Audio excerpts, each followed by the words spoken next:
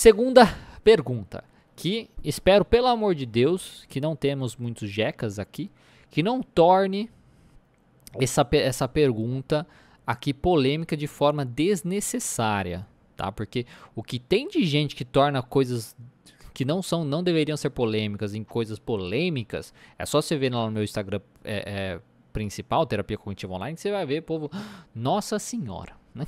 Mas enfim, vamos lá. Como a TCC vê a homossexualidade? Como ajudar o paciente dessa população a superar a rejeição? A primeira coisa que eu acho que é importante falar é que a TCC ela não vê a homossexualidade de nenhuma maneira, né? Não existe uma teoria da homossexualidade, não existe uma questão psicológica onde ela vai interpretar o porquê o paciente. Não existe essa visão na TCC, ela não é esse tipo de abordagem, tá? Ela não tem uma filosofia sobre algumas coisas, como, por exemplo, a homossexualidade é por isso que o paciente... Não existe isso. Então, ela não vê a homossexualidade de nenhuma maneira. Não tem essa questão, tá? Na terapia cognitivo-comportamental. O que a gente trabalha na TCC são os pensamentos e os comportamentos que uma pessoa pode estar tendo que está trazendo prejuízos para a vida dela, tá? Ou fazendo ela não viver de acordo com os valores dela, ou fazer também, ou dificultar ela atingir as suas metas de vida. Simplesmente assim. Independentemente da sexualidade do paciente, independentemente do gênero do paciente, independentemente da cor de pele do paciente, ela não vê essas coisas, tá? Não existem essas interpretações. A primeira coisa que a gente tem que falar é isso. Então, ela não possui um juízo de valor sobre isso. E como ela é científica, vamos colocar assim, né? Uma abordagem baseada em evidências, que está trabalhando bem com essas questões científicas, eu acho que ela busca, na realidade, se falar sobre isso, né? As explicações científicas sobre a sexualidade. Mas também não existe um consenso, tá? Até hoje, pelo menos do que eu pesquisei, não existe um consenso ainda sobre isso, dos motivos, vamos colocar assim, de uma pessoa ser homossexual ou não ser homossexual. Existem algumas pesquisas que falam que existe uma hipótese aí da relação da testosterona, da produção de testosterona na mãe, quando ela está grávida, tá? Durante a gravidez e tudo mais, então existe essa hipótese, mas não sei se é uma hipótese tipo confirmada, não, é isso, é por isso, tá? Não sei se é uma hipótese confirmada dessa maneira. Outros acreditam que é algo genético, então tipo, não, tá no gene, na verdade não tem nada a ver com a testosterona, tipo, ali o fulano produziu lá os gametos e tal, genético já era, né? E outras pessoas podem até acreditar que é social, né?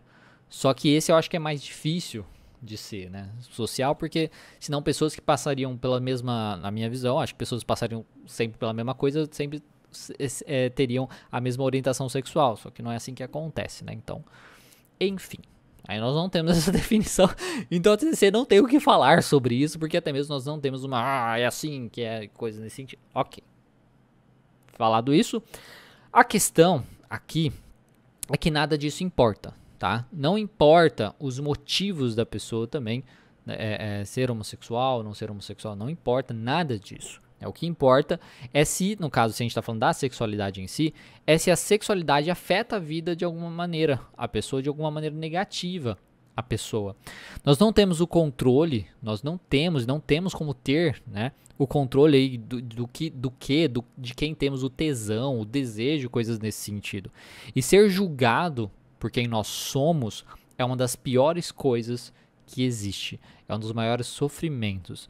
Existem dois grandes sofrimentos, eu acho.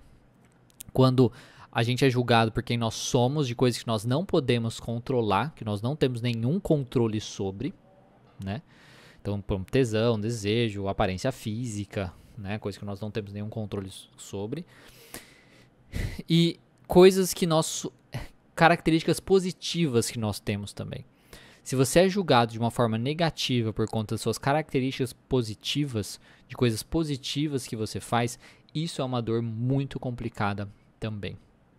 Quando você faz uma coisa boa, quando você tem uma característica que é positiva para você e para as outras pessoas, mas você é interpretado de forma negativa por conta disso, julgado de forma negativa, isso traz muito sofrimento também, tá? Enfim. Então, para ajudar na questão da rejeição, aqui que a gente está falando, né, um paciente homossexual que foi rejeitado ali pela família, questão religiosa e tudo mais, tá? Para ajudar com isso, nós temos que trabalhar muito bem o significado de amar e respeitar. Eu acho que isso é muito importante. Uma questão de psicoeducação mesmo, de questionamento e tudo mais. A gente trabalhar essa questão de amar e respeitar, tá? O que significam essas coisas. Que mesmo que alguém não ache às vezes certo por algum motivo, uma pessoa muito religiosa, sei lá, não, isso é errado, porque, assim, motivos lá da pessoa, esse alguém, ele precisa respeitar o outro, mesmo que ele não ache certo. Ele precisa respeitar o outro. Isso é viver em sociedade. É igual diferença aí de religiões, né? Uma religião às vezes não é de acordo com outra religião, né? Então, por exemplo, os evangélicos não são contra figuras, né? Tipo santos, coisas nesse sentido. São. Mas tem que respeitar que o católico gosta disso. Você entende? Então, é uma coisa nesse sentido. Que você não precisa concordar. Você não é obrigado a concordar. Eu tenho que concordar. Não, ninguém tá obrigando você a concordar. Mas você precisa respeitar. Você não vai, digamos, agredir o outro de alguma maneira e tudo mais. Então a gente precisa muito bem trabalhar com esse paciente essa questão do significado de amor, de respeito, que isso é viver em sociedade e tudo mais. Isso é importante para quê? Porque a gente vai ajudar o paciente a ver se ele está sendo justamente respeitado no seu contexto ou se ele não está sendo respeitado aí no contexto atual da sua vida. Ele precisa fazer essa avaliação para ver, tipo, cara, talvez eu precise mudar esse meu contexto, mudar meus relacionamentos, mudar as minhas interações, fazer um plano para sair da onde eu estou, por exemplo, às vezes vamos supor que mora na casa dos pais, ele precisa fazer um plano para sair das casas dos pais, enfim, a gente precisa pensar nessas questões. Aí a gente vai então definir metas e a gente vai ver o que nós podemos mudar no contexto desse paciente para ele viver com um maior bem-estar. A gente precisa tirar ele dessa questão, do ambiente onde as pessoas rejeitam ele e tudo mais, para que ele viva com maior bem-estar. Conforme ele vai encontrando, então, pessoas mais respeitosas, que ele se identifica mais e tudo mais, isso vai ajudar ele a lidar melhor com a rejeição de forma geral. Porque ele vai ver que sim, que pessoas se importam com ele, que as pessoas respeitam ele e por aí vai. Só que dependendo, tá, da pessoa, principalmente, que rejeitou esse paciente, vamos supor que ele foi rejeitado pela mãe, né? Então, tipo, isso é uma coisa muito pesada para um paciente ser rejeitado pela própria mãe, por exemplo.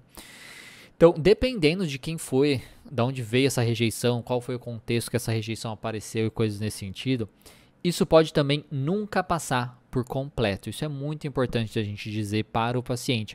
E isso não importa. Sentimento de rejeição, a crença de desamor, de que as pessoas não te amam, que você não é o suficiente para elas e coisas nesse sentido, isso talvez nunca passe. O que você precisa, porque a gente está falando de pessoas específicas, né? A gente consegue tirar a generalização, que você é uma pessoa, a gente trazer para a questão que você sim é uma pessoa amável, que as pessoas gostam de você, que está tudo bem, né? Que as coisas vão dar certo, que você vai achar pessoas que te gostem de você e tudo mais. Mas a gente não consegue tirar, porque às vezes é uma verdade que pessoas específicas te rejeitaram. Isso a gente não consegue eliminar, tá? Então a gente precisa trazer muito bem essa questão da aceitação, que muitas vezes algumas coisas não serão possíveis de melhorar, tá bom? E aí, você gostou do conteúdo desse vídeo? Porque se você quiser assistir o conteúdo dessa aula na íntegra, basta acessar o meu canal de lives aqui no YouTube. Você pode encontrar o link na descrição e além dessa aula completa, você vai encontrar também muitas outras aulas para te ajudar na sua prática clínica aí da psicologia. Então clica aí embaixo e eu te vejo lá.